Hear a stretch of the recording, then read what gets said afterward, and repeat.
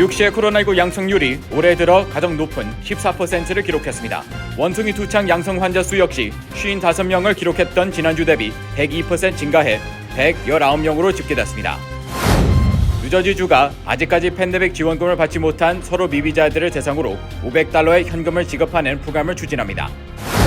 뉴욕주 법원이 올버니시의 세입자 보호 조례안을 무효화시키는 판결을 내렸습니다.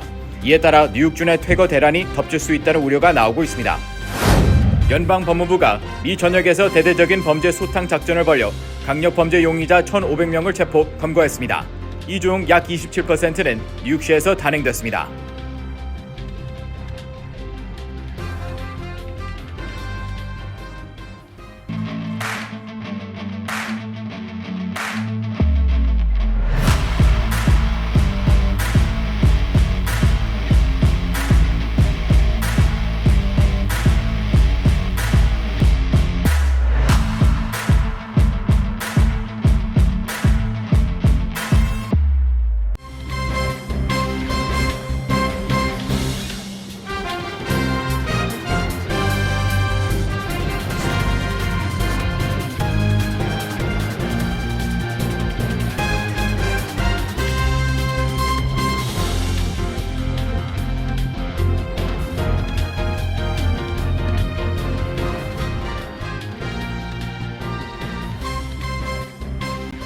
여러분 안녕하십니까?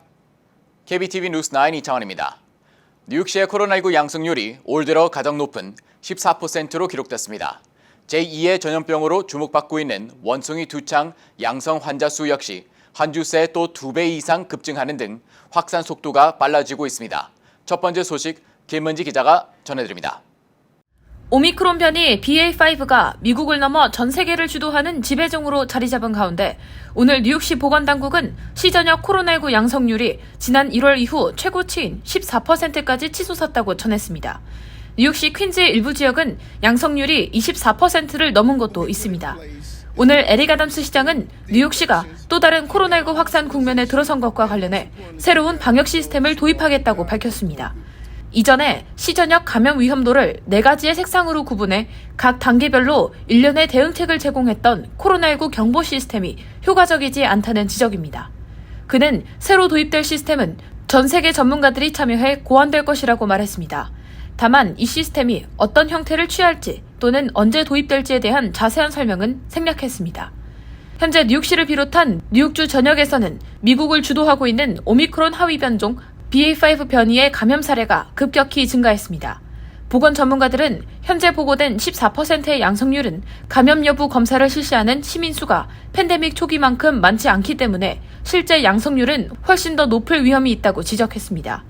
그러나 에릭 아담스 시장은 중증도를 보여주는 입원율 역시 증가하고 있지만 미세한 수준이라며 현재 시저녁 감염 및 입원 수준은 감당할 수 있다고 전했습니다. 한편 전 세계적으로 제2의 감염병으로 주목받고 있는 원숭이 두창은 뉴욕시에서 일주일 새 2배 이상 증가해 119명으로 보고됐습니다. 이는 일주일 전인 지난달 28일 기준 55명보다 무려 102% 증가한 것이며 미 전역의 약 600건 중 20%에 해당합니다. 뉴욕시 전체 양성 환자의 75%는 맨해튼에서 또 이 중 33%는 첼시와 헬스키친에서 집계됐습니다. 뉴욕시는 지난달 23일 원숭이 두창 백신 접종을 시작했지만 수요가 폭발하면서 첫 1,000회분이 빠르게 소진돼 접종 및 예약이 중단된 상태였다가 연방정부가 지원하는 6,000회분 물량이 오늘 뉴욕시에 도착하면서 온라인 접종 예약이 재개됐습니다. 뉴욕시 원숭이 두창 백신 임시접종소는 맨하탄 첼시에 소재한 첼시 성건강 클리닉으로 주 5일간 오전 11시부터 오후 7시까지 운영됩니다. 백신 접종 자격은 원숭이 두창 감염자와 접촉했거나 감염이 의심되는 모든 사람들입니다. KBTV 뉴스 김은지입니다. 뉴저지주가 코로나19 사태 지원금을 받지 못한 소로 미비자들에게 현금을 지급하는 개인 납세자 번호 소지자 프로그램을 추진합니다. 자세한 내용 전상희 기자가 알아봤습니다. 필 머피 주지사와 테레사 루이스 주 상원 민주당 원내대표 등은 연방정부로부터 받은 코로나19 지원금 가운데 미사용분을 활용해 서류 미비 신분의 저소득층 주민들에게 현금 지원을 하는 프로그램을 다시 추진하기로 했다고 발표했습니다. 프로그램은 그동안 아무런 팬데믹 지원금 혜택을 받지 못했고 개인 납세자 번호를 갖고 있고 연방 빈곤선 200% 이내의 수입을 올린 서류 미비자들에게 $500의 지원금을 지급하는 내용입니다. 지난 3월 머피 주지사는 새 회계연도 주정부 예산안을 발표하면서 $5,300만 투입해 코로나19 피해를 입었지만 불법 체류 신분 때문에 정부 기관으로부터 도움을 받지 못한 주민을 지원하겠다는 계획을 발표한 바 있는데 최종 확정된 주정부 새 예산에는 불법 체류 주민 지원안은 제외돼 논란이 일었습니다. 테레사 루이스 주 상원 민주당 원내대표에 따르면 머피 주지사와 주의회 민주당 지도부가 주정부 새 예산안에 최종 합의하면서 연방정부로부터 받은 코로나19 지원금의 미사용분 중 $3억 주지사가 재량으로 사용할 수 있도록 허용했습니다. 뉴저지주는 지난해 코로나19로 타격을 받은 연수입 $55,000 이하의 서류 미비자에게 개인 $2,000, 최대 $4,000를 지급하는 제외된 뉴저지 주민기금 프로그램을 추진했지만 신청자가 35,000명에 그쳤습니다. 이 때문에 이민단체 등은 뉴저지주 서류 미비자가 46만 명에 달하는데 혜택이 10분의 1에도 미치지 못한다며 반발했습니다. 그러나 이번에 뉴저지주가 시행하는 개인 납세자 번호 소지자 프로그램은 예산 규모가 $5,300만 달러에 달해 적어도 10만 명 이상의 서류 미비자들이 혜택을 받을 것으로 기대되고 있습니다. 한편 서류 미비 주민 지원 프로그램 재추진에 대해 이민자 권익단체들은 환영 입장을 밝히고 있는 반면 일부 공화당 주 의원들은 뉴욕주 법원이 주 전역 최초로 시행됐던 세입자 보호 조례안을 무효화시킴에 따라 뉴욕주에서 퇴거 대란이 닥칠 수 있다는 우려가 제기됐습니다. 이는 최근 미 전역에서 렌트비나 모기지 체납으로 집을 잃을 위기에 놓인 사람이 수백만 명에 달한다는 조사 결과가 나온 지 이틀 만입니다. 보도에 김은지 기자입니다. 지난달 30일 뉴욕주 법원은 주 전역에서 최초로 시행됐던 알바니시의 합당한 이유 퇴거 조례가 랜드로드의 재산권을 침해하고 뉴욕 주법을 위반했다는 이유로 법안을 폐기할 것을 명령했습니다. 해당 조례안에는 극히 일부 예외 사항 외에 퇴거나 임대차 갱신 거절을 제한하고 대부분의 경우 렌트 인상을 5%로 제한하며 임대 주거 등록부를 만드는 등 임차인을 보호하는 내용을 담고 있습니다. 이는 지난해 8월 올바니시 의회에서 압도적으로 통과됐고 캐시 시안 올바니 시장이 서명해 발효됐습니다. 그러나 이는 랜드로드 단체들이 재산권 침해 등의 이유로 소송을 제기했고 크리스티나 리바 주법원 판사는 이 조례에 대해 세입자와 랜드로드 간 관계를 규정한 뉴욕 주법을 위반했다면서 폐기하라고 원고 측에 손을 들어준 것입니다. 이 판결에 대해 랜드로드 측과 올바니시 정부 측의 반응은 엇갈렸습니다. 랜드로드 측 변호인은 현행 주법이 의도하는 대로 세입자와 집주인 간의 균형 있는 권리 회복에 도움이 될 것이라면서 환영했고 반면 올바니 시정부 측은 저소득 주민의 어려움이 큰 가운데 내려진 이 결정에 크게 실망한다면서 가능한 다른 대안을 검토 중이라고 말했습니다. 시민단체들도 일제히 실망을 전하고 근본적인 대책 마련이 필요하다는 입장입니다. 주택시민단체인 모두를 위한 주택정의 측은 이 판결은 임차인 보호를 무력화해 수많은 사람들을 퇴거 위기에 처하게 할 것이라고 비판하며 해당 내용을 담은 주법을 통과시킬 것을 뉴욕 주의회에 촉구했습니다. 한편 이번 법원 판결의 여파에도 주목이 되고 있습니다. 올바니시 외의 다른 지역에도 영향을 미칠 수 있기 때문입니다. 올바니의 조례가 주 전역 최초의 사례지만 퍼킵시, 뉴버그, 허드슨, 비컨시 등에서도 잇따라 비슷한 내용의 조례안을 통과시키고 시행 중에 있기 때문입니다. 이에 비슷한 소송이 제기될 경우 세입자 보호 조치가 무력화될 수 있고 해결책은 주 차원의 법제화뿐이라는 분석입니다. KBTV 뉴스 김은지입니다. 어제 연방법무부가 미 주요 도시에서 폭력 범죄를 퇴치하기 위해 단행한 이른바 북극성 작전을 통해 1,500명이 넘는 범죄자를 체포했다고 밝혔습니다. 체포가 이뤄진 10개 주요 도시 중 약 27%인 406명이 뉴욕시에서 검거됐습니다. 자세한 소식 김은지 기자가 알아봤습니다. 연방법무부가 지난달 범죄와의 전쟁을 선포하면서 폭력 범죄 퇴치를 목표로 30일간 특별 작전을 펼친 끝에 강력 범죄자와 성범죄자, 폭력단체 조직원, 도망자 등 1,500명 이상을 체포했다고 밝혔습니다. 이른바 북극성 작전으로 불린 이번 광범위한 대대적 단속은 연방보안관실 주도하에 법무부 산하 기관들인 연방수사국 FBI와 주류, 담배, 화기, 폭발물 단속국 ATF, 마약 단속국 DEA가 작전을 도왔습니다. 이들은 약 한 달간 살인과 성폭행, 강도 등 심각하고 폭력적인 범죄로 지명수배된 도망자, 즉 탈주자들의 초점을 맞춰 체포를 단행했습니다. 최근 몇 년 동안 살인과 총격 사건이 급증한 10개 도시가 작전 대상지였으며 여기에는 뉴욕시와 시카고, 볼티모어, 휴스턴, 인디애나폴리스, 로스앤젤레스, 뉴올리언스, 필라델피아, 그리고 워싱턴 DC 등이었습니다. 뉴욕시에서 체포된 406명 중 3분의 1은 이전에 체포 및 기소 또는 석방된 후 법정에 출두하지 않은 사람들이었습니다. 이번 작전을 통해 연방당국은 230건의 살인사건과 131건의 성폭행 사건에 연루된 용의자 1,500명 이상을 검거했고 166자루의 총기, 53,600달러의 현금, 33kg 이상의 불법 마약을 압수했습니다. 법 집행 당국자들과 범죄학자들은 소수의 재범자가 일으키는 범죄가 총기 폭력의 상당 부분을 차지한다며 이러한 표적 검거가 효과적인 범죄 퇴치 전략의 일부가 될 수 있다고 말하고 있습니다. 실제로 최근 발표된 연구 결과에 따르면 워싱턴에서 일어나는 모든 총기 폭력의 60에서 70%가 단지 몇백 명의 범죄자들로 인해 발생했습니다. 로널드 데이비스 보안관실 국장 역시 지난 6일 법무부 청사에서 열린 브리핑에서 이번 작전을 통해 가장 큰 피해를 입히는 가장 위험한 범죄자들을 붙잡았다고 밝혔습니다. 지난 2년간 미국 전역에서 살인과 총격 사건이 급증했습니다.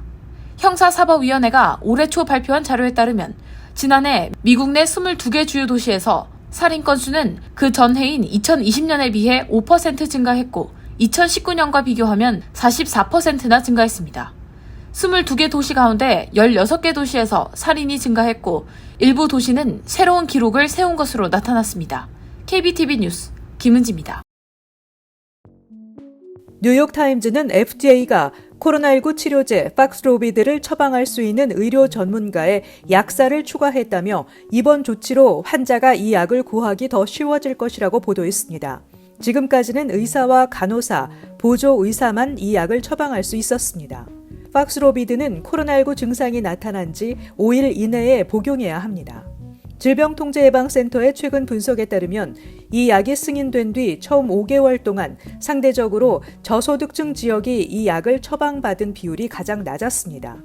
약사에게 박스로비드를 처방받으려는 환자는 혈액 검사 기록과 복용 중인 약물의 목록을 가져가야 합니다. 약사가 박스로비드와 다른 약물 간의 상호작용 가능성이나 신장, 간 문제가 발생할 가능성을 검토해야 합니다. NYC 케어가 꾸준히 늘어나는 뉴욕시 이민자들에게 서비스를 제공하기 위해 기존 6개월 뉴욕시 거주 자격 조건을 없앴습니다. NYC 케어는 건강보험에 가입할 자격이 없거나 여건이 안 되는 모든 뉴욕 시민에게 무료 또는 저렴한 병원 서비스를 제공하기 위한 것으로 앞으로 운전면허증, 유틸리티 청구서 등 거주지 증명만 할 수 있다면 신분, 소득과 상관없이 뉴욕시에서 병원 서비스를 부담 없이 받을 수 있게 됐습니다. NYC 케어는 신분, 소득 등의 이유로 메디케이드, 메디케어, 에센셜 플랜, 유자격 건강보험 등에 가입할 수 없는 뉴욕 시민들에게 시 전역 11곳의 뉴욕시 병원공단 병원, 56곳의 클리닉에서 진료, 치료, 처방 등 서비스를 받을 수 있도록 보장합니다. 건강보험과 다르게 매월 보험료를 지불할 필요도 없이 병원 방문과 치료에 대한 비용만 지불하면 됩니다.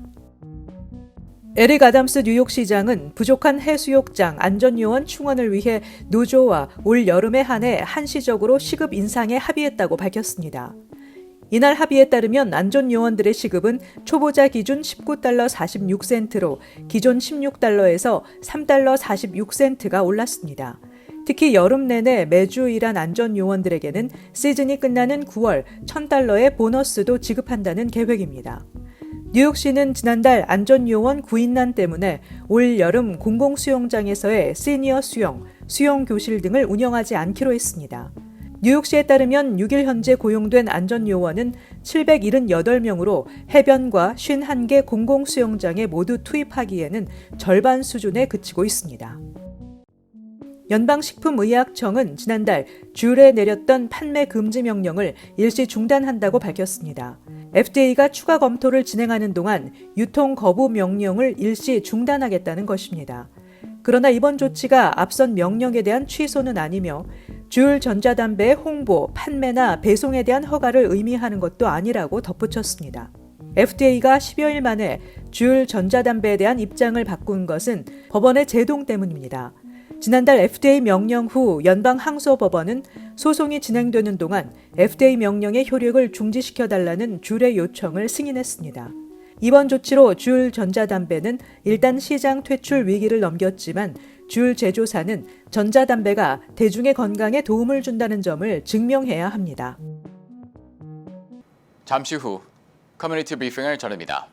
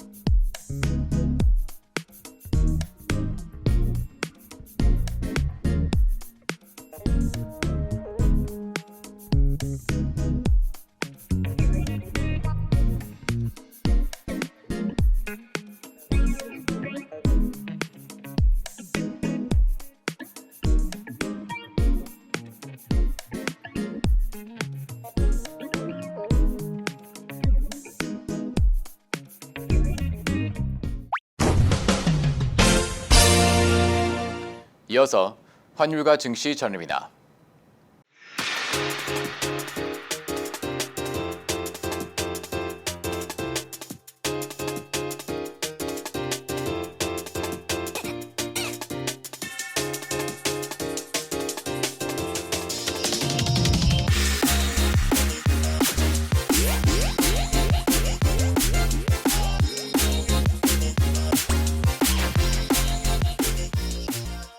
잠시 후 뉴욕과 뉴저지 날씨 전입니다.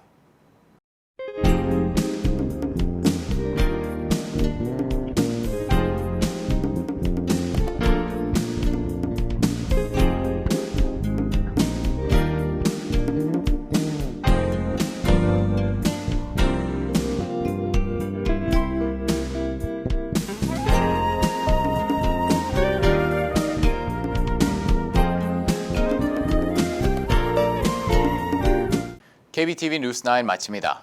오늘도 시청해 주셔서 감사합니다. 편안한 밤 보내시 바랍니다.